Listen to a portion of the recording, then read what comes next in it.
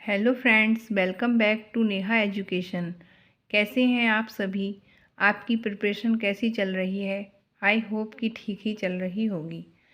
आज की प्रेरणा है शीशा। कमज़ोर बहुत होता है मगर सच दिखाने से घबराता नहीं है। ठीक कहा है। और ये अनमोल विचार हैं महर्षि चाणक्य जी के। अब आज मैं आपके लिए यूपीटीजीटी क्वेश्चन पेपर 2011 का पार्ट सेकंड लेकर आई हूँ। टाइम वेस्ट ना करते हुए हम अपनी जो 2011 का पार्ट है सेकंड उसको स्टार्ट करती हूँ। और एक बात और बता रही हूँ कि ये जो मैं वीडियो 25 डाला है, मैंने शॉर्ट वीडियो को इसमें ऐड नहीं किया है। वो जो 4 शॉर्ट वीडियो मैंने बनाई हैं उनको मैं काउंट नहीं कर रही हूँ। और ये जो क्वेश्चन पेपर की है ये 25 वीडियो बन रही है, तो कंफ्यूज नहीं होइएगा। आइए स्टार्ट करते हैं। क्वेश्चन है, कपास तंतु अनुप्रस्थ काट में दिखाई देता है तो किस में दिखाई देता है? ये लंबा दिखाई देता है।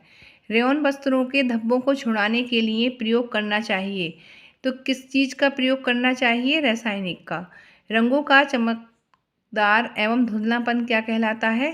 तो ये कहलाता है क्रोम। मांसपेशियों में क्या एकत्र होने से शारीरिक थकान उत्पन्न होती है? तो क्या चीज़ इकट्ठा हो जाती है? वो हो जाती है नाइट्रोजन और लैक्टिक अम्ल, जिससे हम अपने अंदर थकान अनुभव करते हैं।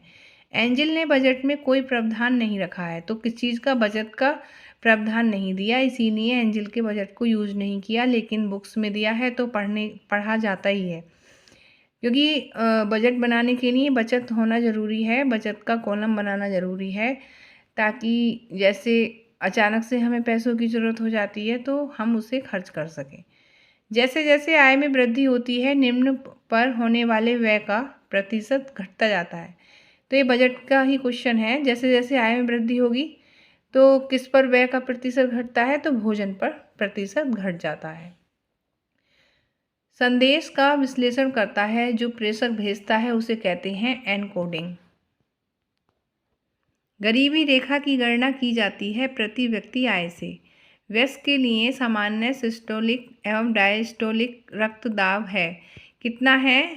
ये है 120 प्रति 80 mmHg। भूरी क्रांति संबंधित है किससे? उर्वरक से। उस दिन श्वेत क्रांति आई थी, भूरी क्रांति आई है आज क्वेश्चन में, तो क्रांति भी याद कर लीजिएगा। अतिसार, त्वचा शोथ और अवसाद के लक्षण है चर्मग्राह। मिल्क शेक उदाहरण है किस चीज़ का? पूर्ण स्वच्छ आहार का। ICDS प्रारंभ किया गया था, कब किया गया था? 1975 में। ये क्वेश्चन कई बार आया है, ये बहुत इम्पोर्टेंट क्वेश्चन है, इसको देख लीजिएगा। चीनी का जेली में कार्य क्या है? बैक्टीरिया को निष्क्रिय करना। सिलवाए गए वस्त्रों की अपेक्षा सिले गए वस्त्र बेहतर होते हैं, क्यों? होते हैं क्योंकि ये आसानी से हमें मिल जाते हैं, या आसानी से उपलब्ध हो जाते हैं। नेक्स्ट है, बच्चों में होने वाले सार्वभौमिक परिवर्तन का उदाहरण नहीं है, तो क्या उदाहरण नहीं है? पठन। एक कॉलेज के जलपान में गृह में निम्नलिखित तरह से आहार वितरण किया जा सकता है, स्वयं लेने की सेवा। IDDM के मरीज के आहार में कार्बोज को पूरी तरह से नहीं रोकना चाहिए। क्या नहीं रोकना चाहिए उसके आहार में? तो यह कब्ज का कारण बनता है। क्या? मरीज के आहार में जब कार्बोज को हम पूरी तरह रोक देंगे तो इसीलिए हमें रोकना नहीं चाहिए। चीनी को अपमिश्रित किया जाता है सफ़ेद पत्थर से। जो चीनी में मिलावट की जाती है तो उसमें क्या मिला दिया जाता है? सफ़ेद पत्थर, जो हमें दिखता नहीं है। ऐसे ही कई चीज़ें मिलावट के तौर पर यूज़ होती हैं, जैसे कि काली मिर्च में हम मिला देते हैं, जो मिलावट होती है उसमें पपीते के बीज मिला दिए जाते हैं। और भी चीज़ें हैं, वो मिलावट वाले चैप्टर में जब मैं आपको पढ़ाऊँगी तो मैं बताऊँगी आपको। प्रौढ़ शिक्षा कार्यक्रम में ज़रूरी आवश्यकता है। क्या आवश्यकता है? आवश्यकता के आधार पर पाठ्यक्रम के किसकी हमें ज़रूरत है उसी को हमें पाठ्यक्रम को लागू करना चाहिए। अनौपचारिक शिक्षा उनके लिए है, किसके लिए है अनौपचारिक शिक्षा? जो औपचारिक शैक्षिक कार्यक्रमों में प्रवेश नहीं पा सकते हैं। महिलाओं एवं बच्चों का चहुमुखी विकास किस कार्यक्रम का प्रतिबल है? तो ये है DWCRA कार्यक्रम से। नेक्स्ट है, बच्चों में बिस्तर गीला करने की आदत निम्न का नतीजा हो सकती है। क्या हो सकती है? उसका स्वास्थ्य खराब हो सकता है, खराब स्वास्थ्य के कारण, मनोभावात्मक असुरक्षा, अपर्याप्त प्रशिक्षण। तीनों ही कारण हैं, तो इसमें सभी था, ऑल का ऑप्शन ठीक होगा। विकास पर शोध कार्य में महत्वपूर्ण योगदान दिया। किसने दिया? जेड पियाजे ने। किशोरों द्वारा वस्त्रों के चुनाव में सर्वाधिक महत्वपूर्ण कारक किसका है? प्रचलित शैली का। कपड़ा सिलने की कला को सीखने के लिए उपयुक्त कपड़ा है सूती। ग्लूकोमा किससे संबंधित होता है? ये आँखों से संबंधित होता है। विश्व खाद्य दिवस मनाया जाता है, कब मनाया जाता है? 16 अक्टूबर को। ये भी रिपीटेड फॉर्म में आया है क्वेश्चन। पहली पंचवर्षीय योजना लागू की गई थी, कब की गई थी? 1951 में। किस वैज्ञानिक के अनुसार नवजात शिशु एक कोरी स्लेट समान होता है?